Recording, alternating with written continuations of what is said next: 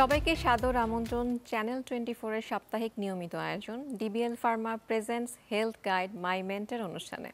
আপনাদের সাথে রয়েছি আমি ডাক্তার তানিয়া রহমান মৃদুল। দর্শক, অলরেডি আপনারা জানেন এই অনুষ্ঠানের মাধ্যমে আমরা আপনাদের সাথে পরিচয় করিয়ে দিই একজন মেন্টর এবং তার মেন্টিকে। তারা দুজনেই তাদের কর্মজীবন সম্পর্কে বলেন, মেন্টর বলেন তার মেন্টি সম্পর্কে, মেন্টি তার মেন্টর সম্পর্কে বলেন কতটা গুরুত্বপূর্ণ ভূমিকা পালন করছেন তার কর্মজীবনের স্কিল ডেভেলপমেন্টে তার মেন্টর। সেই সাথে আমরা কথা বলি একটি মেডিকেল ডিজিজ এবং তার সমাধান সম্পর্কে। আমাদের সাথে আজ রয়েছেন মেন্টি হিসেবে অধ্যাপক ডক্টর মোহাম্মদ ইউসুফ হায়দার, বিভাগীয় প্রধান, অটো ল্যারিঙ্গোলজি বিভাগ, universal medical college hospital, Dhaka. এবং আমাদের সাথে মেন্টর হিসেবে রয়েছেন অধ্যাপক doctor Mohammad Abdullah, founder chairman, Bangladesh ENT hospital, Dhaka, প্রাক্তন অধ্যক্ষ স্যার সলিমুল্লাহ মেডিকেল কলেজ ও মিডফোর্ড হাসপাতাল এবং তিনি প্রতিষ্ঠাতা পরিচালক নাক কান গলা ইনস্টিটিউট। স্যার, প্রথমে অনুষ্ঠানের পক্ষ থেকে আপনাদের দুজনকেই আন্তরিক শুভেচ্ছা। কেমন আছেন? ভালো, আপনাকে ধন্যবাদ। আপনাদেরকেও স্যার অনেক ধন্যবাদ যে আপনাদের মূল্যবান সময় আপনারা আমাদেরকে দিচ্ছেন। তো আমি প্রথমেই আসব আমাদের আজকের মেন্টি অধ্যাপক ডাক্তার ইউসুফ হায়দার স্যারের কাছে। স্যারের কাছে জানতে চাইবো যে স্যার, আপনার মেন্টর রয়েছেন অধ্যাপক মোহাম্মদ আবদুল্লাহ স্যার। তো স্যার, আপনার জীবনে কতটা গুরুত্বপূর্ণ ভূমিকা পালন করেছেন মেন্টর হিসেবে? ধন্যবাদ ডক্টর মিতুল, এবং এই সাথে ধন্যবাদ চ্যানেল 24-এর DBL pharma health guide my mentor অনুষ্ঠানে আমাকে আমন্ত্রণ জানানোর জন্য। আসলে একই সাথে আমি বন্যা দুর্গত মানুষদের দুর্দশা লাঘবের জন্য আল্লাহর কাছে দোয়া করছি, এবং গত বৈষম্য বিরোধী ছাত্র আন্দোলনে যারা নিহত হয়েছেন তাদের পরিবারকে আল্লাহ তাআলা শোক সইবার ক্ষমতা দেন, এবং যারা আহত হয়েছেন তাদের যেন সুচিকিৎসা হয়, তারা দ্রুত আরোগ্য লাভ করে যেন পরিবারের কাছে ফিরতে পারেন, তার জন্য কায়মানুবাক্যে সর্বশ্রেষ্ঠ আল্লাহর কাছে প্রার্থনা করছি। তো আবদুল্লাহ স্যারকে আমি দেখেছি, আমি যখন 6.5 বছর গ্রামে গঞ্জে প্রত্যন্ত অঞ্চলে চাকরি করার পরে প্রতিযোগিতামূলক পরীক্ষা দিয়ে পিজি হাসপাতালে অ্যাসিস্ট্যান্ট রেজিস্ট্রার হিসেবে পোস্টিং পাই। তো ওই সময় আমাদের ডিপার্টমেন্টে বড় বড় স্যাররা ছিলেন, যেমন নুরুল আমিন স্যারের মতো মেন্টর ছিলেন, স্যারের মতো মহিরুহ ছিলেন, কিন্তু সবার কাছে আমাদের অ্যাপ্রোচ ছিল না, তাদের একটা ভয় ভীতিও কাজ করতো। তো এই সময় আবদুল্লাহ স্যারকে আমি খুব কাছে থেকে দেখি। ওনাকে আসলে উনি খুবই স্বল্পভাষী একজন লোক, উনি খুবই স্পেসিফিক একজন লোক, ওনার কাছে যাওয়াটা খুব সহজ ছিল। এবং স্যার এত আন্তরিকতা নিয়ে, এত মানে দক্ষতার সাথে এবং খুবই মানে ভালোভাবে আমাদের সব কিছু বুঝিয়ে দিতেন। তার একটা চেষ্টা ছিল যে উনি যা বোঝেন এটা সবার মধ্যে ডিসেমিনেট করে দেওয়া। তো এই জিনিসটা আমাদের খুবই ভালো লাগতো। ওনার মধ্যে একটা জিনিস সবসময় আমাদের কাজ করতো, যে আমরা যেন পাবলিকেশন নিয়ে যে কোনো একটা জিনিস দেখি এটা ডকুমেন্টেশন করা, পাবলিকেশন করা, এটা স্যার খুবই গুরুত্ব দিতেন। আর গুরুত্ব দিতেন যে পড়ার চেয়ে রুগী বারবার দেখে ফাইন্ডিংগুলি আবিষ্কার করা। তো স্যার হলো, ওনাকে নির্দ্বিধাভাবে বলা যায়, ওনাকে সহজভাবে অ্যাপ্রোচ করা যায়। উনি বিরক্ত না হয়ে একই জিনিস বারবার প্রশ্ন করলে উনি কোনো সময় বিরক্ত হতেন না, এবং আমাদের খুবই সহযোগিতা করতেন। আমরা ছাত্ররা সবাই ওনার খুবই ভক্ত ছিলাম। কিন্তু প্রথম দর্শনে ওনাকে মনে হতো উনি খুব কঠিন হৃদয়ের একজন মানুষ, কিন্তু ওনার সাথে মিশলে বোঝা যায় যে উনি কত সহজে, কত সুন্দরভাবে মানুষকে এই শিক্ষার ব্যাপারে উনি সহযোগিতা করে থাকেন। খুব সুন্দর স্যার, আমরা একদম মুগ্ধ হয়ে শুনলাম যে স্যার আপনার সম্পর্কে বললেন যে মেন্টর হিসেবে আপনি কতটা সহজ ছিলেন, সহযোগিতা করেছেন সবাইকে। তো স্যারের কাছে এবার জানতে চাইবো যে আপনার যে মেন্টি রয়েছেন professor Yusuf Haider sir, sir mentee হিসেবে কতটা সিনসিয়ার ছিলেন, কিংবা কতটা ভালো ছিলেন, কিংবা কেমন ছিলেন স্যার, নিশ্চয়ই বলবেন। ধন্যবাদ আপনাকে। আমি তখন পিজি হাসপাতাল ছিল, আমি অ্যাসোসিয়েট প্রফেসর হিসাবে তখন পিজি হাসপাতালে কাজ করি। ইউসুফ হায়দার, এই পিজি হাসপাতালে আপনারা জানেন কোর্স কন্ডাক্ট করা হয়, ইএনটিতে ডিপ্লোমা কোর্স এবং এফসিপিএস কোর্স।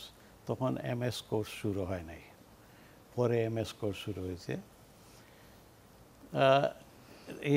ENT-তে ওরা জয়েন করার পরে দেখলাম যে খুবই সিনসিয়ার, খুবই স্বল্পভাষী এবং কথাবার্তা বললে সে সহজে গ্রহণ করে এবং বাস্তবায়ন করার প্রচণ্ড ইচ্ছা আছে, শিকার প্রচণ্ড ইচ্ছা আছে।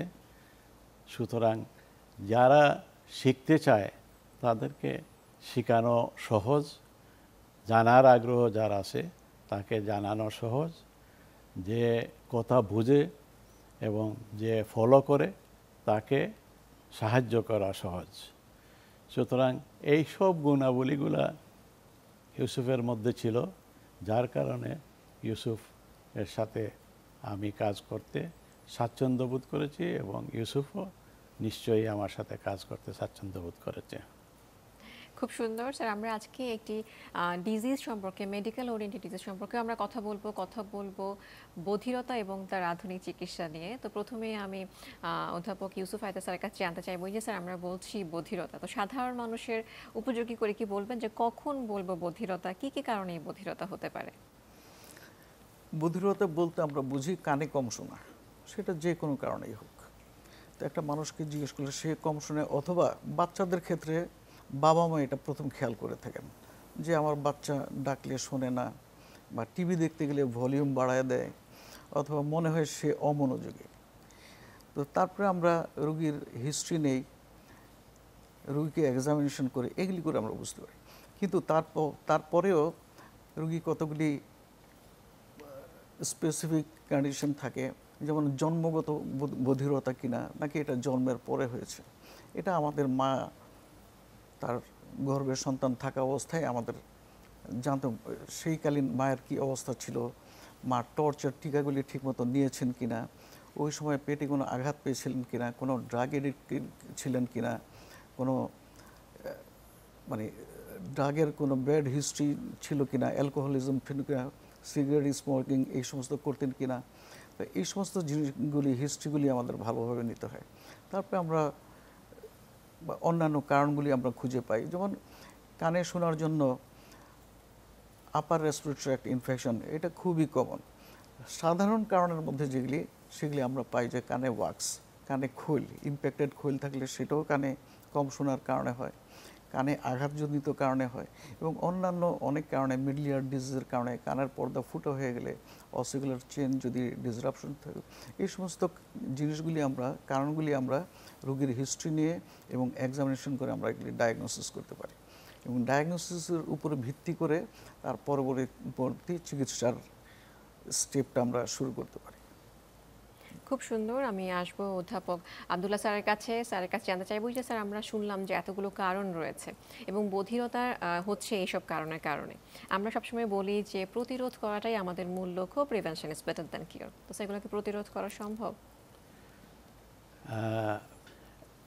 কানের বধিরতা সম্পর্কে প্রফেসর ইউসুফ যা বলল, এর মধ্যে গুরুত্ব সহকারে আমাদেরকে দেখতে হবে যে কারণটা কি। কারণের মধ্যে বেশি 50% বধিরতার কারণ হলো আপার এয়ারওয়ে ইনফেকশন, মিডল ইয়ার ডিজিজের কারণে। মিডল ইয়ার ডিজিজ বলতে অ্যাকিউট ইনফেকশন, ক্রনিক ইনফেকশন এবং ওটাইটিস মিডিয়া উইথ ইফিউশন, এগুলাকেই বলা হয়। এবং এর কারণ সাধারণত ঠান্ডা, সর্দি এই সমস্ত যখন হয় বাচ্চাদের, বিশেষ করে বাচ্চাদের ক্ষেত্রে, তখন কানের সাথে গলার একটা টিউব দিয়ে কানেকশন আছে। যখন ঠান্ডা, সর্দি বা আপার রেসপিরেটরি ট্র্যাক্ট ইনফেকশন হয় এবং সঠিকভাবে সময় মতো যদি চিকিৎসা না করা হয়, তাহলে ওই ইনফেকশনটা কানের মধ্যে যায়, এবং কানের মধ্যে গেলে কানে ইনফেকশন হয়, এবং কানে ইনফেকশন হলে কানে যে বধিরতা ডেভেলপ করে। সুতরাং আমরা এটা পরিষ্কার যে যদি ঠান্ডা, সর্দি এবং এইগুলা সমস্যা বাচ্চাদের না হয়, এবং হলে আমরা যাতে সময় মতো যদি চিকিৎসা করতে পারি, তাহলে বধিরতার যে মেইন কারণ যেগুলা 50% কারণ আমরা প্রতিরোধ করতে পারি। প্রফেসর ইউসুফ আরেকটা জিনিস বলছে যে কানে ওয়াক্সের জন্য বধিরতা হয়। কানে ওয়াক্স বলতে যে জিনিসটা বোঝায় যে কানে নর্মালি একটা তৈলাক্ত জিনিস কানে তৈরি হয়, সেটার নেচার বিভিন্ন রকমের হতে পারে। একটা তৈলাক্ত হতে পারে, একটা খৈলের মতো হতে পারে, আর একটা শক্ত ওয়াক্স হতে পারে। কান বন্ধ করে রাখে যদি, কানের যে বহির্কর্ণ যেটাকে বলে টানেল, সেটা যদি বন্ধ করে রাখে তাহলে অনেক ক্ষেত্রে শুনতে অসুবিধা হয়। সুতরাং এইগুলাকে যদি সময় মতো এবং কারণ জানা যায় এবং চিকিৎসা করা যায় তাহলে বধিরতা প্রিভেন্ট করা সম্ভব। জন্মগত কারণে যে সমস্ত বধিরতা হয় সেগুলা প্রপারলি ভ্যাকসিন বা এই সমস্ত দিলে, মা এবং বাচ্চাকে ভ্যাকসিন দিলে এইগুলা প্রিভেন্ট করা সম্ভব। আর যেটা ইন্ডাস্ট্রিয়াল নয়েজ ইনডিউসড সাউন্ড যেগুলো হয়, সেগুলো প্রপারলি যদি ইন্ডাস্ট্রিতে প্রিভেন্টিভ মেজার নেওয়া যায় তাহলে সেইগুলাও প্রিভেন্ট করা সম্ভব।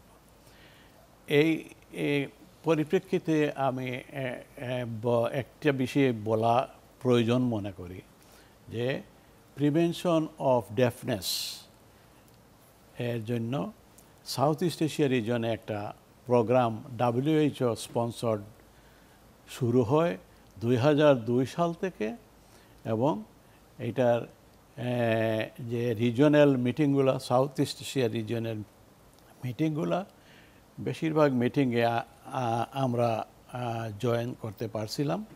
ওইখান থেকে কিছু ডেফনেস প্রিভেনশনের একটা গাইডলাইন তৈরি করা হয়, যেটাকে বলা হয় সাউন্ড হিয়ারিং 2030।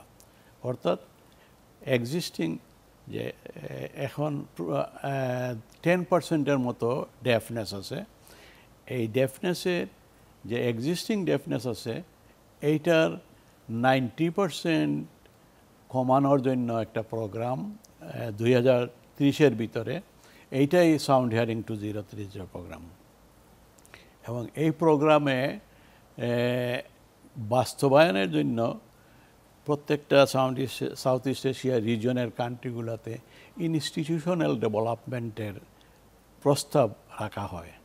সেই প্রস্তাবের পরিপ্রেক্ষিতেই আমরা যখন দেশে আসিয়া রিপোর্ট করি, আমি ব্যক্তিগতভাবে মন্ত্রণালয়ের রিপ্রেজেন্টেটিভ হিসেবে যেহেতু গিয়েছিলাম, রিপোর্ট করি যে এই রকমের WHO বা এই কমিটির রিকমেন্ডেশন আছে ইনস্টিটিউশনাল ডেভেলপমেন্টের। সেই রিপোর্ট মন্ত্রণালয়ে করার পরিপ্রেক্ষিতে মন্ত্রণালয় এটাকে গ্রহণ করে এবং সাউন্ড হিয়ারিং 2030 বাস্তবায়নের জন্য মন্ত্রণালয় ন্যাশনাল ইনস্টিটিউট অফ ENT-টা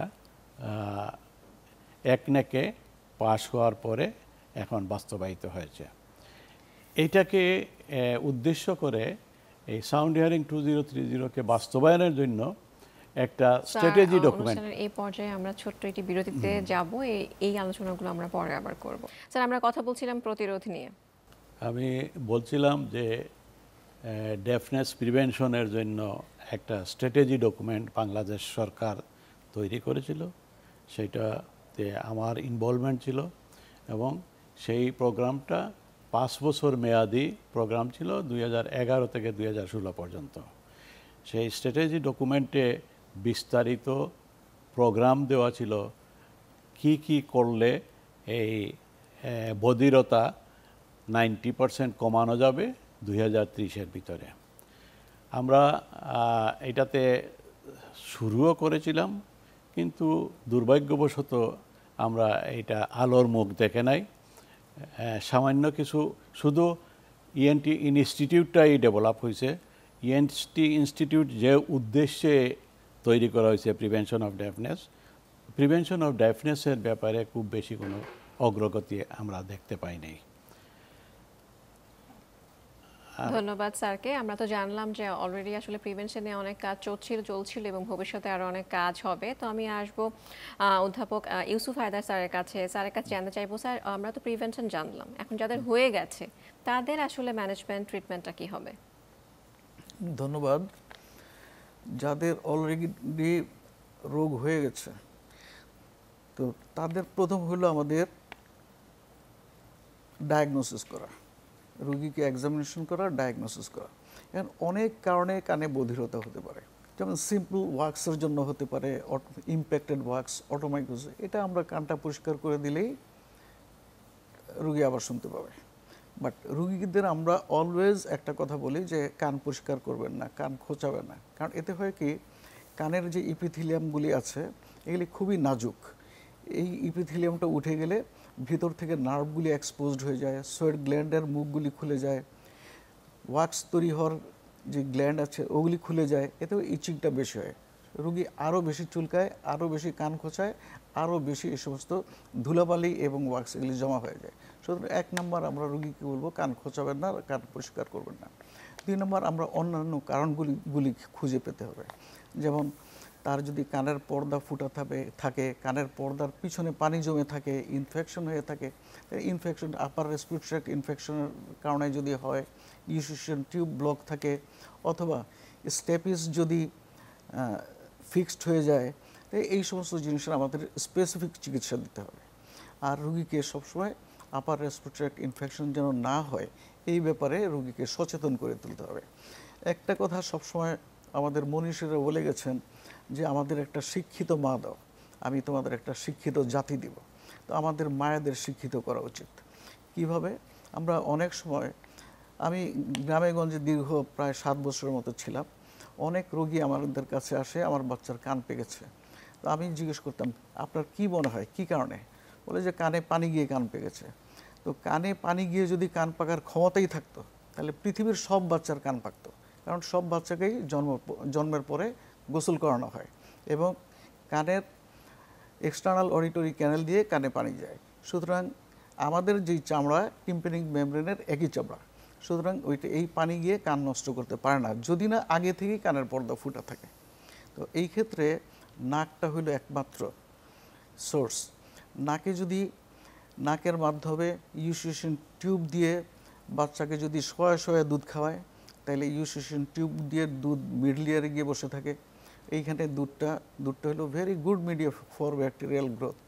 তো এইখানে সেকেন্ডারি ব্যাকটেরিয়াল ইনফেকশন হবে, কানের মিডল ইয়ারে প্রদাহ হবে এবং কানের পর্দা ফুটা করে এদিক দিয়ে পুঁজে আসবে। সুতরাং আমাদের মায়েদের একটা জিনিসের শিক্ষা দিতে হবে, যে বুঝাইতে হবে যে শোয়া বাচ্চাকে দুধ খাওয়াইতে হবে না, বাচ্চাকে কোলে রেখে মাথাটা খাড়া রেখে দুধ খাওয়াইতে হবে।